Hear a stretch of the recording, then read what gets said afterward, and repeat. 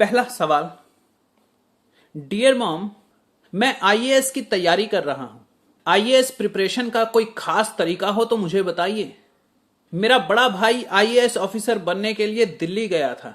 वहां उसने अपनी जिंदगी के 9 साल बर्बाद किए और अब वो वापस लौट आया है, मगर मैं उसकी तरह हारना नहीं चाहता। न जाने मुझे ये क्यों लगता है कि आपके पास दुनिया के हर सवाल का जवाब है। आपकी आवाज का दीवाना, आजाद पंछी। देखो आजाद, आईएएस, आईपीएस या किसी भी किस्म के कंपटीशन की तैयारी करने के लिए सबसे बढ़िया तरीका है बंद कमरा।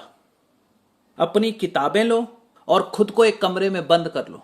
बस no TV, no internet, no mobile. बस तुम्हारी किताबें और बंद कमरा। इसे मैंने नाम दिया है सन्यासी पद्धति। बाहरी दुनिया से कांटेक्ट के नाम पर तुम्हारे पास सिर्फ 2 या 4 दोस्त होने चाहिए, और वो दोस्त कैसे चुनने हैं, वो कौन होने चाहिए, ये मैं थोड़ी देर बाद बताऊंगा। पहले इस चीज को अच्छी तरह समझ लो। कमरे के अंदर भी तुम्हारी दीवारों पर कोई रंगीन तस्वीर नहीं होनी चाहिए, कोई मूर्ति, कॉमिक्स, मैगजीन या कोई पजल गेम नहीं होनी चाहिए। यहां तक कि तुम्हारे कमरे में तुम्हारी किताबों के अलावा किसी भगवान की तस्वीर भी नहीं होनी चाहिए। ऐसा इसीलिए क्योंकि हमारा जो दिमाग है वो जो भी देखता है और सुनता है उस पर ऑटोमेटिकली सोचना शुरू कर देता है। अगर तुम सड़क से गुजर रहे हो और सामने दीवार पर कुछ लिखा हुआ है, तुम्हारी नजर उस पर पड़ती है। अब तुम चाहो या ना चाहो तुम्हारा दिमाग उसे अपने आप पढ़ लेगा। तुम्हारा दिमाग उस चीज को पढ़ने से पहले तुम्हारी इजाजत नहीं मांगेगा। दीवार पर लिखी हुई चीज को तुम्हारे दिमाग ने पढ़ लिया और अब उसके बारे में तुम्हारा दिमाग सोचना शुरू कर देगा, कहानियां बनाना शुरू कर देगा और उसे अपनी जिंदगी के साथ जोड़ना शुरू कर देगा। मान लो तुम रेलवे स्टेशन पर खड़े ट्रेन का इंतजार कर रहे हो, तभी तुम्हारी नजर वहां लगे एक फिल्मी पोस्टर पर पड़ती है और फिल्म का नाम है अंधा कातिल। तुम्हारा दिमाग उस नाम को अपने आप पढ़ लेगा और तुम हैरान भी होवोगे और हंसोगे भी कि भाई ये क्या नाम हुआ, अंधा कातिल। यानी अंधा भी है और कातिल भी है। तुम्हारे दिमाग में एक ऐसे इंसान की तस्वीर बनेगी जिसने बड़े बड़े काले रंग के चश्मे पहन रखे हैं, एक हाथ में उसने सफेद रंग की छड़ी पकड़ रखी है और दूसरे हाथ में पिस्तौल पकड़ रखा है। वो कभी दाएं गोली चलाता है, कभी बाएं गोली चलाता है। गोली किसे लग रही है उसे कोई परवाह नहीं है। या फिर तुम सोचते हो कि क्या वो अंधा कातिल सोच समझकर कत्ल करता होगा? वो कत्ल क्यों करता होगा? बहुत संभावना है कि तुम वो फिल्म देखने जरूर जाओगे, क्योंकि फिल्मों के पोस्टर बनाने वाले और फिल्मों के नाम रखने वाले लोग अच्छी तरह जानते हैं कि इंसानी दिमाग कैसे काम करता है। वो लोग अच्छी तरह जानते हैं कि किसी के दिल में उतरने के लिए एक नजर ही काफी होती है। और तुम्हारा हिंदुस्तानी दिमाग इस नाम को अंग्रेजी में ट्रांसलेट करके ना देखे, ये कैसे हो सकता है? तुम सोचोगे अंधा कातिल का अंग्रेजी नाम होगा ब्लाइंड किलर। सिर्फ एक नजर पड़ी थी तुम्हारी उस पोस्टर पर और तुम्हारा दिमाग उलझता चला गया, उलझता चला गया। हो सकता है तुम उस अंधे कातिल से लड़ो, या फिर यह भी हो सकता है कि तुम खुद को ही वो अंधा कातिल समझने लग पड़ो। तुम्हारी एक नजर पड़ी पोस्टर पर और तुम्हारा दिमाग 4 घंटों के लिए उलझ गया। यह हमारे दिमाग के काम करने का तरीका है। वो जो देखता है उस पर आगे आगे कहानियां बनाने लगता है, तस्वीरें बनाने लगता है। जैसे अगर तुम किसी बूढ़े आदमी को या सड़क पर भीख मांगते छोटे छोटे बच्चों को देखते हो तो तुम देश की अर्थव्यवस्था पर सोचते हो। टूटी फूटी सड़कें देखते हो तो नेताओं को गालियां निकालते हो। तुम्हारे दिमाग की 90% ताकत इन चीजों के बारे में सोचने में व्यर्थ जा रही होती है। यहां एक और बात का ध्यान रखना कि हम जिन चीजों में दिलचस्पी लेते हैं उन चीजों के बारे में सोचने और कहानियां बनाने में हमारे दिमाग का एक बहुत बड़ा हिस्सा 3 दिनों से लेकर 3 महीनों तक उलझा रहता है। यानी अगर आपको किसी चीज में बहुत दिलचस्पी है तो मामला 4 घंटों में खत्म नहीं होगा। इसीलिए सन्यासी पद्धति यानी खुद को एक कमरे में बंद करके पढ़ाई करने का तरीका आपको बहुत बढ़िया रिजल्ट देता है, हमेशा, हर बार। बस कुछ चीजों का ध्यान रखना। पहली चीज, सुबह उठते ही पढ़ना शुरू कर दो। सिर्फ फ्रेश होने के अलावा और कोई काम मत करो। उठते ही, मैं कह रहा हूं, चद्दर से मुंह बाहर निकाला, लाइट जलाई और किताब पकड़कर बैठ गए। बस ना दाएं देखा ना बाएं, उठते ही पढ़ाई शुरू। लेकिन अगर सुबह उठकर पढ़ाई शुरू करने से पहले तुम सोचो कि जरा मैं अपने फेसबुक का स्टेटस तो अपडेट कर लूं, तो तुम गए काम से, फिर तुम पढ़ाई ना कर पाओगे। एक एसएमएस पढ़ लूं, टीवी पर एक आधा गाना देखकर अपना दिमाग फ्रेश कर लूं, थोड़ा सा योगा कर लूं, पूजा प्रार्थना कर लूं, तो तुम गए काम से। पढ़ाई शुरू करने से पहले अगर तुम सोचो कि मैं जरा पेंसिल छील लूं, इरेजर पास में रख लूं, तो तुम गए काम से, फिर तुम पढ़ ना पाओगे। समझ लेना तुमने वो दिन बर्बाद कर दिया। तुम पेंसिल छीलने के लिए शार्पनर या ब्लेड ढूंढने लगोगे, अपने टेबल का ड्रॉ खोलोगे, अचानक तुम्हें तुम्हारी खोई हुई चाबियां मिल जाएंगी। तुम कहोगे धत तेरे की, ये रही मेरी चाबियां, कब से ढूंढ रहा था, लेकिन अब तो मैंने इसकी डुप्लीकेट चाबियां बनवा ली हैं, अब इन चाबियों का क्या करूं। तुम सोचोगे चलो ये जो चाबियां मिल गई हैं इन्हें मैं जरा संभाल कर रख देता हूं दूसरे ड्रॉ में। तुम दूसरा ड्रॉ खोलोगे, उसमें तुम्हें अपने बचपन की एक तस्वीर मिल जाएगी जिसमें तुम प्लास्टिक की बंदूक लिए खड़े हो। वो तस्वीर देखते ही तुम मुस्कुरा दोगे और सोचोगे मैं कितना प्यारा बच्चा था। और ये बंदूक मेरे पापा ने मेरे जन्मदिन पर मुझे ला कर दी थी। इसी बंदूक से मैं सड़क पर आते जाते लोगों का खून करता था। अंधा कातिल। तुम्हें बचपन के दोस्त याद आएंगे, स्कूल याद आएगा, टीचर याद आएंगी, होमवर्क याद आएगा। करीब आधे घंटे बाद तुम्हें अचानक वो पेंसिल याद आएगी जिसे छीलने के लिए तुम ब्लेड ढूंढ रहे थे। तुम फिर ब्लेड ढूंढने लगोगे, ब्लेड मिलेगा, पेंसिल छिलोगे, उंगली कट जाएगी, दवाई लगाओगे, पट्टी करोगे। इस दौरान तुम खिड़की का पर्दा हटाकर पड़ोसन को देखने की कोशिश भी करोगे कि शायद आज किस्मत से कोई अच्छा नजारा देखने को मिल जाए। और ऐसा नहीं कि सिर्फ लड़के ही पड़ोसनों को देखते हैं, लड़कियां भी देखती हैं, पर वो जासूसी करने या किसी नई खबर के लालच में देखती हैं। खैर, मामला शुरू हुआ था पेंसिल छिलने से और तुम उलझते चले गए। तुम सोचते हो एक आधा गाना सुनने से क्या जाता है। जाता है मेरे भाई, और ऐसा जाता है कि फिर लौटकर नहीं आता। तुम इन्हें छोटी घटनाएं मत समझो, दिमागी तौर पर देखा जाए तो ये बहुत बड़ी घटनाएं हैं। देखो, पढ़ाई करते वक्त पढ़ी हुई चीजें याद रखने के लिए हम पूरी तरह अपनी आंखों और कानों पर डिपेंड होते हैं। इसीलिए हमें इनका इस्तेमाल बहुत सोच समझ कर करना चाहिए। अपनी आंखों और कानों को देखने और सुनने के लिए बस वही चीजें देनी चाहिए जो एग्जाम में आएंगी, जो सिलेबस में हो। अब हम क्या देखेंगे या क्या नहीं देखेंगे, इस पर कैसे कंट्रोल करें? इसे कंट्रोल करने का एक ही तरीका है, बंद कमरा। दिमाग को फालतू चीजें देखने और सुनने को दोगे तो दिमाग उन्हीं में उलझा रहेगा। तो सुबह उठो, अपने दिमाग को कहीं भी उलझने का मौका मत दो, सीधा किताब पकड़ लो। दूसरी बात का ध्यान रखना, स्पीड बहुत जरूरी है। स्पीड से ही कंसंट्रेशन बनता है। बहुत से बच्चे मेरे पास आकर कहते हैं कि कंसंट्रेट नहीं कर पाते, ध्यान बहुत भटकता है। तो इसका सिर्फ एक ही इलाज है, स्पीड। तेजी से पढ़ो, जो भी पढ़ रहे हो बहुत तेज पढ़ो। लेकिन तुम लोग क्या करते हो? तुम लोग धीरे धीरे पढ़ते हो। तुम्हें लगता है कि धीरे धीरे पढ़ने से याद हो जाता है। नहीं, उल्टा धीरे धीरे पढ़ने से ध्यान भटकता है। तुम हर 5 मिनट बाद सपने लेने लगते हो, ख्यालों में खो जाते हो, कभी कुछ याद आ जाता है, कभी कोई काम करने लग पड़ते हो। स्पीड ना हो तो मन कमजोर हो जाता है, डोलता है। जैसे साइकिल चलाते वक्त होता है, साइकिल स्पीड की वजह से ही बैलेंस बना पाती है। अगर तुम साइकिल को धीरे धीरे चलाओगे तो कभी दाएं गिरोगे, कभी बाएं गिरोगे। साइकिल चलाने की बजाय तुम सिर्फ बैलेंस बनाने में ही लगे रहोगे। तो जो भी पढ़ना है तेज पढ़ो, कभी तुम्हारा कंसंट्रेशन खराब नहीं होगा। शुरू शुरू में तुम्हें लगेगा कि तुम सिर्फ पढ़ रहे हो, तुम्हें समझ में कुछ नहीं आ रहा, लेकिन ऐसा इसीलिए लग रहा है क्योंकि तुम पहली बार ऐसा कर रहे हो। धीरे धीरे 2-3 दिनों में तुम्हारा दिमाग भी स्पीड पकड़ने लगेगा। तुम महसूस करोगे कि तुम जितनी तेजी से पढ़ रहे हो उतनी ही अच्छी तरह तुम्हें याद भी हो रहा है।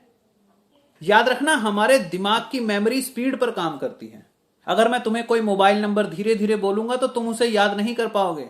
अक्सर हम लोग मोबाइल नंबर्स को याद करने के लिए उन्हें तेजी से मन में दोहराते हैं और वो याद हो जाते हैं, है ना?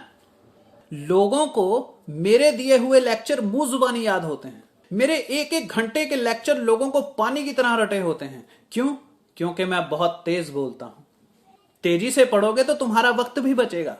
जहां तुम आधे घंटे में एक चैप्टर पढ़ते थे, वहीं अब तुम 10 मिनट में एक चैप्टर पढ़ लोगे। और अगर तुम्हें ऐसा लगता है कि 10 मिनट में तुम्हें वो चैप्टर समझ में नहीं आया तो तुम उसे दोबारा पढ़ सकते हो। यानी आधे घंटे में तुम वही चैप्टर 3 बार पढ़ सकते हो। तुम्हें जानकर खुशी होगी कि हमारी जुबान में भी एक मेमोरी बॉक्स होता है। अगर तुम्हें कुछ भूल भी जाए तो देखना कि वो तुम्हारी जुबान को याद होगा। अगर तुम एग्जाम में लिखते लिखते भूल रहे हो तो पूरे पैराग्राफ को एक बार मुंह में दोबारा बोलना, खोए हुए शब्द तुम्हें फिर याद आ जाएंगे। लेकिन ये बॉक्स सिर्फ तेजी से बोले हुए शब्दों और मंत्रों को ही याद रख पाता है। तुमने देखा होगा बहुत से लोग विदेशी भाषाएं बड़ी तेजी से सीख लेते हैं। कई लोग डॉक्टर नहीं होते लेकिन उन्हें दवाइयों के बड़े बड़े नाम अच्छी तरह रटे होते हैं। उन्हें उन दवाइयों का मतलब पता नहीं होता, लेकिन उनकी जुबान के मेमोरी बॉक्स में वो नाम सेव हो जाते हैं। इस एक्सरसाइज का सबसे बड़ा फायदा यह है कि जब तुम लास्ट मोमेंट में यानी एग्जाम से एक दिन पहले या 2 घंटे पहले भी अगर कुछ पढ़ोगे तो तुम्हारे तेजी से पढ़कर याद करने की आदत उन चीजों को याद रखने में तुम्हारे दिमाग को सक्षमता प्रदान करेगी। लेकिन अगर तुम धीरे धीरे पढ़ने वाले फंडे पर ही चलते रहोगे तो लास्ट मोमेंट पर कुछ भी पढ़ नहीं पाओगे, कुछ भी याद नहीं रख पाओगे।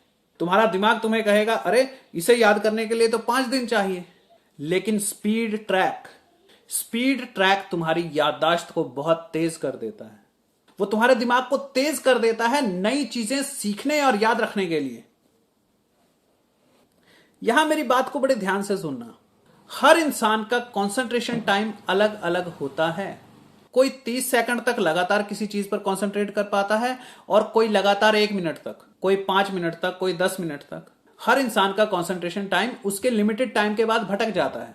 अगर तुम्हारा कंसंट्रेशन टाइम 5 मिनट का है तो तुम 5 मिनट तक जो भी पढ़ोगे वो तुम्हें याद हो जाएगा। लेकिन 5 मिनट बाद तुम्हारा दिमाग अपने आप भटकने लगेगा, कुछ और सोचने लगेगा, पुरानी बातों को याद करेगा या भविष्य के सपने बुनने लगेगा। लेकिन इन 5 मिनटों में तुम जो भी पढ़ोगे वो हमेशा के लिए तुम्हारी याददाश्त का हिस्सा बन जाएगा। इसीलिए अपनी स्पीड बढ़ाओ ताकि तुम कंसंट्रेशन के उस टाइम के अंदर अंदर ही ज्यादा से ज्यादा याद कर सको।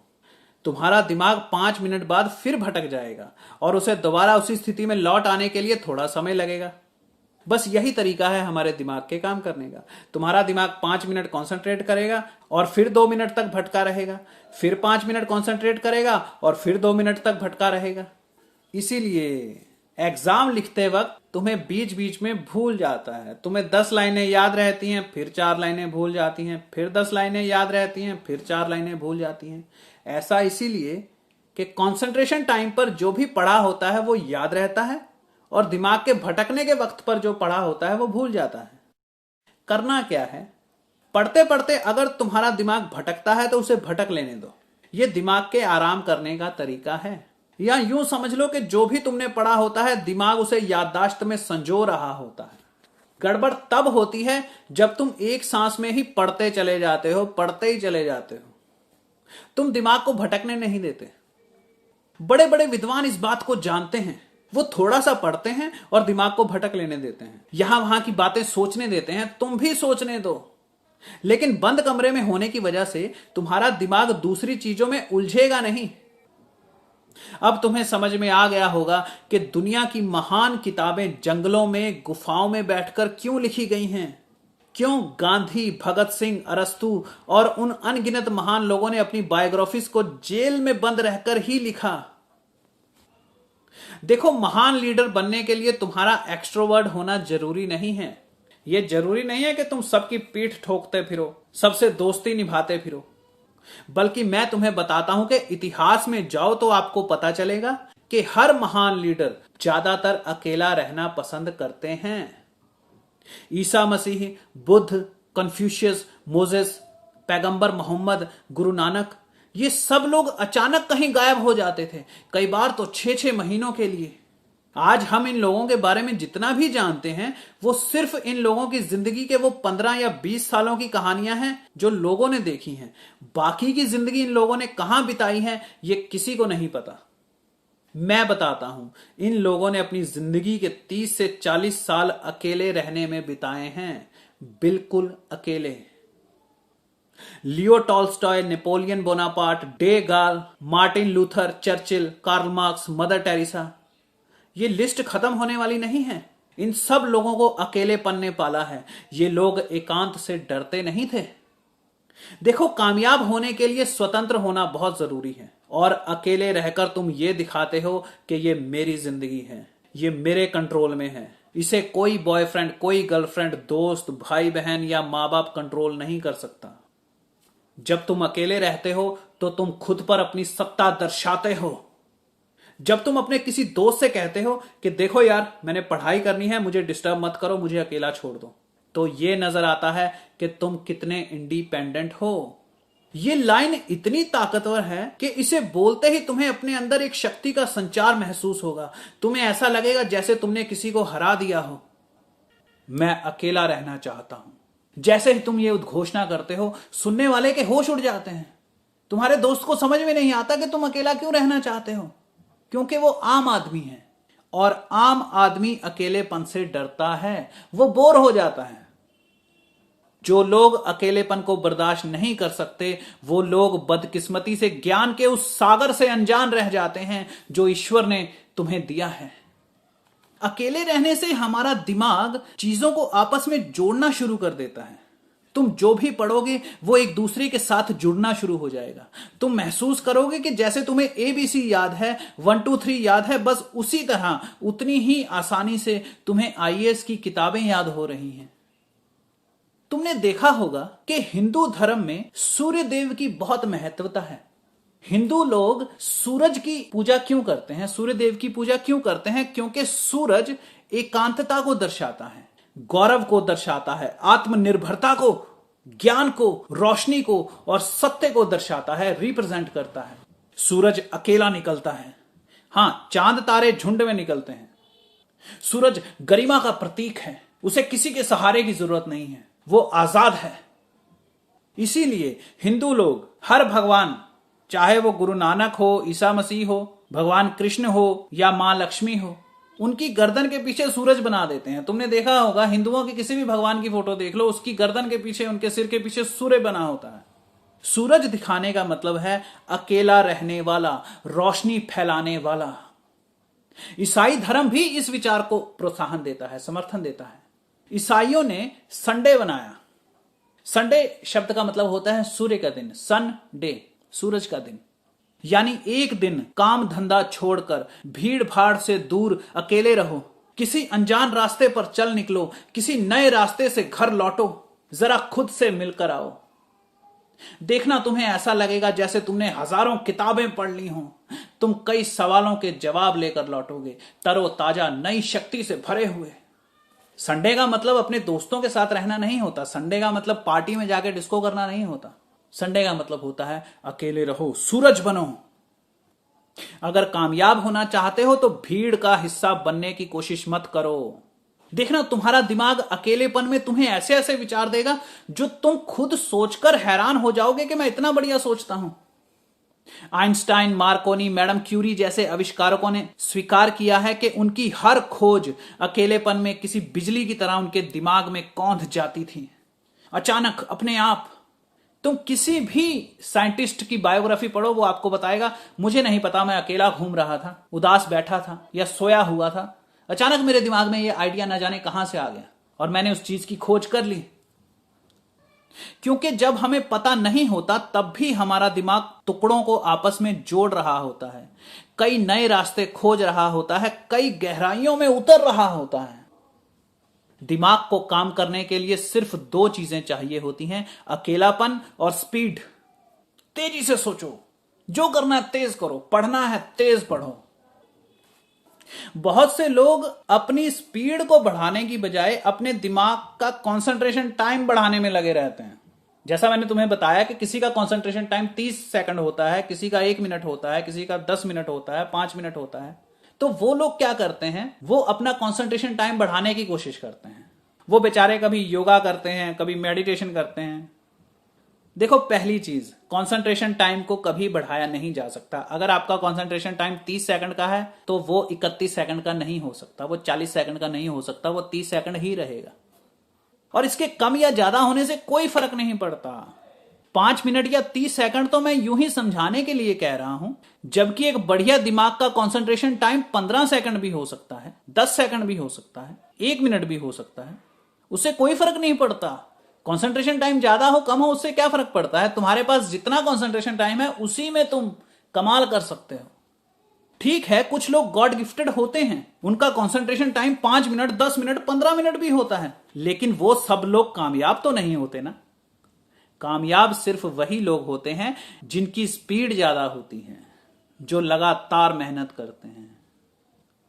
उन लोगों का कंसंट्रेशन टाइम 50 सेकंड या 30 सेकंड ही था जिन लोगों ने इस दुनिया को कुरान, बाइबल या भागवत गीता जैसे हीरे दिए हैं।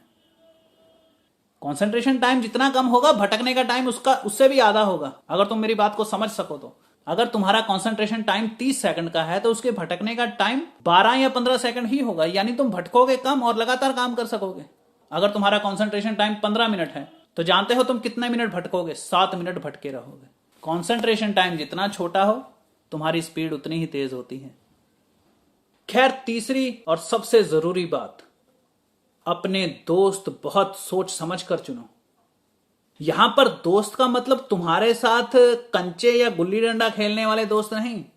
तुम आईएएस की तैयारी कर रहे हो, यहां पर दोस्त का मतलब है सिर्फ 2 किस्म के लोग। एक वो जो तुम्हें आईएएस बनने में तुम्हारी मदद करेंगे, और दूसरे वो जो तुम्हें आईएएस बनने से रोकेंगे। अच्छे दोस्तों में आते हैं तुम्हारे सीनियर्स जो तुमसे पहले से तैयारी कर रहे हैं, और ऑफ कोर्स तुम्हारे टीचर्स, तुम्हारे ट्रेनर्स। उनके टच में रहो और हमेशा अपडेट्स लेते रहो। देखो आजाद, यहां तुमने कहा है कि मेरा भाई अपनी जिंदगी के 9 साल बर्बाद करके आया है दिल्ली में। तुम्हारे भाई के एक्सपीरियंस तुम्हारे काम आएंगे, अच्छे भी और बुरे भी। अब बुरे दोस्तों के बारे में सुनो जिनसे बचकर रहना चाहिए। ये लोग वो होते हैं जो अपने घर वालों से ये झूठ बोलकर आए होते हैं कि मैं आईएएस की तैयारी करने जा रहा हूं, और दिल्ली पहुंच जाते हैं। और दिल्ली जैसे शहरों में ये लोग पढ़ाई के अलावा और सब कुछ करते हैं। इनका 90% टाइम गुजरता है पार्टीज करने में, अपने फ्लैट में दोस्तों को बुला लेते हैं, जमाने भर का नशा करते हैं। और ये मत सोचो कि लड़कियां इन कामों में पीछे हैं। अफसोस की बात यह है कि लड़कों से ज्यादा लड़कियां इस खेल में बर्बाद होती हैं। इसका कारण शायद यह है कि जिस छोटे शहर से वो आई होती हैं, वहां उन्होंने इतनी आजादी पहले कभी नहीं देखी होती। तो वो आती तो हैं दिल्ली में आईएएस ऑफिसर बनने के लिए, मगर बन कुछ और ही जाती हैं। तुम्हें अपने दोस्त बहुत सोच समझ कर चुनने चाहिए, इसीलिए घटिया दोस्तों से दूर रहना चाहिए। और उन घटिया दोस्तों की क्या निशानी है, बड़े ध्यान से सुनो। इन लोगों की पहली निशानी यह होती है कि ये लोग कहीं पर भी अकेले नहीं जाते, तुम्हें साथ लेकर जरूर जाएंगे। अगर इन्हें गली के नुक्कड़ तक एक माचिस खरीदने भी जाना है तो ये लोग तुम्हारे कमरे में आकर कहेंगे, चल यार माचिस लेने चलते हैं, साली माचिस खत्म हो गई। अगर तुम आगे से कहोगे तू जा यार माचिस ले आ, मैं पढ़ रहा हूं, तो ये कहेंगे अबे चल ना, 5 मिनट पढ़ाई नहीं करेगा तो पहाड़ थोड़ी ना टूट पड़ेगा। और ये तुमसे तुम्हारी किताबें छुड़वाकर तुम्हें साथ ले जाते हैं। और मैं तुम्हें बता दूं कि गलती इनकी नहीं है, गलती तुम्हारी है जो तुम अपनी किताब छोड़कर इनके साथ माचिस लेने चले जाते हो। अरे जब तुम ही अपनी पढ़ाई की तरफ रिस्पेक्ट और डेडिकेशन शो नहीं करोगे तो कोई और क्यों करेगा? अगर तुम खुद ही अपने वक्त की कदर नहीं कर रहे हो तो किसी और से क्यों उम्मीद करते हो कि वो तुम्हें डिस्टर्ब नहीं करेगा? लेकिन तुम भी चल पड़ते हो कि दोस्त का दिल ना टूट जाए। लोग उसी को माचिस लेने साथ लेकर जाते हैं जो चल पड़ता है। ऐसे घटिया दोस्तों की दूसरी निशानी यह होती है कि ये लोग मेहनत करने से ज्यादा रिलैक्स होने के तरीके जानते हैं। इन्हें रिलैक्स होने के सारे तरीके पता होते हैं। ऐसे लोगों को मैंने नाम दिया है IRS, इंडियन रिलैक्स सर्विसेज। ये लोग तुम्हें किसी फिलोसफर की तरह समझाएंगे कि देख भाई, वी आर ऑफिसर्स, हम लोग आईएएस की प्रिपरेशन कर रहे हैं। ये जो आसपास कीड़े घूम रहे हैं ना, हम इन जैसे लोग नहीं हैं। ये ले पकड़, एक सूटा लगा पहले तो, और मेरी बात ध्यान से सुन। पढ़ पढ़कर दिमाग का दही हो जाता है, इसीलिए दिमाग को रिलैक्स करना बहुत जरूरी है। और इसका सबसे आयुर्वेदिक तरीका है शराब पीना। तुम कहोगे यार शराब तो बड़ी गलत चीज होती है। ये कहेंगे अबे शराब बहुत अच्छी चीज होती है। डॉक्टर लोग भी बोलते हैं कि दिन में 2 पैग लगाना मेडिसिन की तरह काम करता है। मैं आप लोगों को बता देता हूं कि दुनिया का कोई डॉक्टर ऐसा नहीं कहता। ये शराब बनाने वालों की और बेचने वालों की फैलाई हुई बातें हैं। तुम दुनिया के किसी भी डॉक्टर से पूछ लो, अगर वो डॉक्टर खुद शराब नहीं पीता तो वो आपको कहेगा नहीं शराब मत पियो, 1 पैग भी मेडिसिन की तरह काम नहीं करता, आधा पैग भी मत पियो, बिल्कुल शराब मत पियो। कभी ये घटिया दोस्त तुम्हें मैरिजुआना यानी चरस पीने के फायदे बताएंगे। कहेंगे अबे ये बहुत ही नेचुरल होती है, इसे पीने से दिमाग बहुत जल्दी रिलैक्स हो जाता है और कोई साइड इफेक्ट नहीं होता। कई देशों में तो ये लीगल है। कभी कहेंगे पढ़ाई के साथ साथ थोड़ा सा घूमना फिरना भी चाहिए, दोस्तों से मिलो, गप्पे मारो। सारा दिन पढ़ते रहने से भी दिमाग पर बुरा असर पड़ता है, इसीलिए दिन भर पढ़ो, शाम को किसी डिस्को में जाकर थोड़ा सा डांस करो, रिलैक्स हो जाओ, सारी थकावट उतार आओ। देखो मैं तुम लोगों को एक बात बताता हूं, बड़े ध्यान से सुनना। इंसानी दिमाग इतना ताकतवर होता है कि अगर तुम 500 बार भी आईएएस क्लियर कर लो तब भी नहीं थकता। दिमाग की थकावट सिर्फ एक वहम है, और ये वहम वो लोग फैलाते हैं जो रिलैक्सेशन बेचते हैं। ये लोग तुम्हें यकीन दिला देते हैं कि दिमाग परेशान हो जाता है, थक जाता है, थोड़ा सा आराम कर लो, थोड़ा सा नशा कर लो, थोड़ी सी पार्टी कर लो। इनकी बातें सुन सुनकर तुम्हें थकावट होने लग पड़ती है, नहीं तो इंसानी दिमाग कभी नहीं थकता। अपने दिमाग को सिर्फ वहम से बचाकर रखो, कभी मार नहीं खाओगे। मैं दोहरा दूं कि अगर दिमाग को किसी चीज में दिलचस्पी है तो वो उसके बारे में सोचने में 3 दिन से लेकर 3 महीनों तक उलझा रहता है। मान लो तुम्हें कुत्ते पालने का शौक है, तुम घर लौट रहे हो, रास्ते में तुमने किसी अमीर आदमी के पास कोई विदेशी कुत्ता देख लिया। तुम्हारा दिमाग कुत्ते में दिलचस्पी रखता है, इसीलिए वो उसके बारे में लगातार सोचता रहेगा। और ऐसा नहीं है कि तुम पढ़ नहीं पाओगे, तुम पढ़ोगे।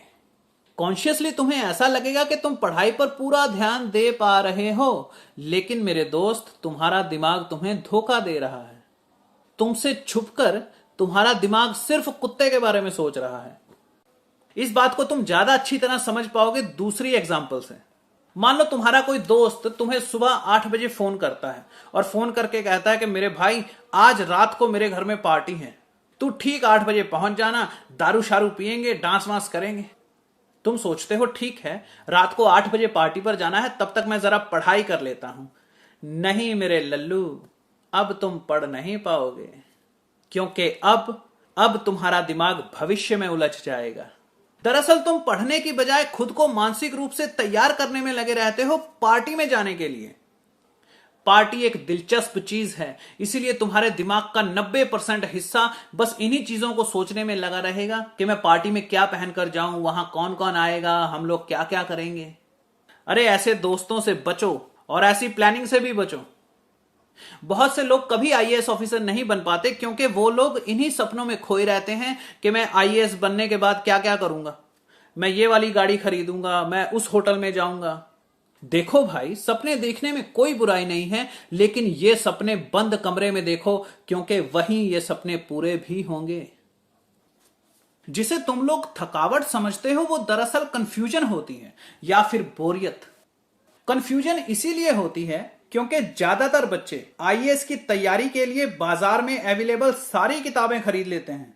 वो अपने कमरे को एक लाइब्रेरी बना लेते हैं। अरे यार, एक सब्जेक्ट के लिए 1 या 2 किताबें काफी होती हैं। सिलेबस को अच्छी तरह पढ़ो, जो आएगा उसी में से आएगा, पुराने क्वेश्चन पेपर सॉल्व करो।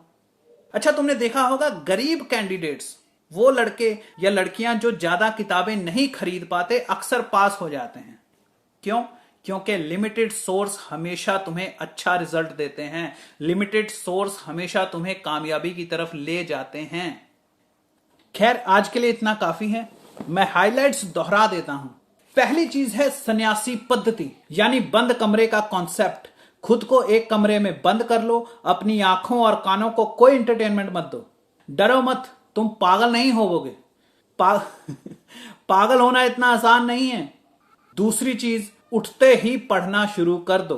तीसरी चीज, अपने पढ़ने की स्पीड बढ़ाओ, हर रोज बढ़ाओ। चौथी चीज, घटिया दोस्तों, नशों और पार्टी से बचो। अरे भाई, एक बार आईएएस बन गए तो फिर पार्टीज ही पार्टीज हैं यार। कोई लाख समझाए शराब मत पीना, चरस मत पीना। खुद सोचो बच्चे, ये चीजें सीधा दिमाग और याददाश्त पर असर करती हैं। नशीली चीजों का काम ही होता है याददाश्त खत्म करना। मैं ऐसे बहुत से लोगों को जानता हूं जो आईएएस ऑफिसर नहीं बन पाए क्योंकि वो शराब पीते थे, पार्टीज में उलझे रहते थे। वो मेरे दोस्त थे, मेरे साथी थे, मैं उन्हें समझाता था कि शराब मत पियो, लेकिन वो लोग आगे से मुझे समझाते थे। वो कहते थे, देख भाई, मुझ पर शराब का कोई असर नहीं होता, मैं जितनी मर्जी पी लूं फिर भी पढ़ सकता हूं। आपके आसपास भी ऐसे बहुत से लोग होंगे जो आपको सारा दिन यही बताने में लगे रहते हैं कि उन पर नशा असर नहीं करता, वो जितनी मर्जी शराब पी लें उनको उतना असर नहीं होता जितना दूसरे लोगों को होता है। ऐसे बेवकूफों से ये दुनिया भरी पड़ी है। और अब आखिरी बात, आज जो कुछ मैंने बताया है वो सिर्फ सिविल सर्विसेज के कैंडिडेट्स के लिए है, स्कूल के बच्चों के लिए बिल्कुल नहीं है। स्कूल के बच्चों को घूमना फिरना चाहिए, खेलना कूदना चाहिए और थोड़ा सा वक्त बचे तो पढ़ भी लेना चाहिए। क्योंकि मैं जानता हूं यहां पर ऐसे बहुत से माँ बाप बैठे हुए हैं जो अपने बच्चे को गर्दन से पकड़ेंगे और सीधा घर जाकर एक कमरे में बंद कर देंगे और कहेंगे चुपचाप सन्यासी पद्धति से पढ़ाई करो और आईएएस ऑफिसर बनकर ही बाहर निकलना। ऐसे नालायक माँ बाप भरे पड़े हैं इस देश में, बच्चों पर जुल्म करते हैं। हरामजादों, अपनी जवानी में कभी पढ़ाई नहीं की? जब तुम्हारा बाप तुम्हें कहता था पढ़ाई कर लो तब तुम्हें इश्क हो गया था, तब तुम्हें प्यार हो गया था, तब लौंडियाबाजी से फुर्सत नहीं मिलती थी तुम्हें। और अब छोटे छोटे बच्चों पर पढ़ाई का बोझ डालते हो, उन्हें डराते हो, मारते हो ताकि वो तुम्हारा सपना पूरा कर सकें। जिस सपने को पूरा करने की हिम्मत तुम्हारे अंदर नहीं थी उसकी उम्मीद अपने बच्चों से भी मत करो। आप चाहे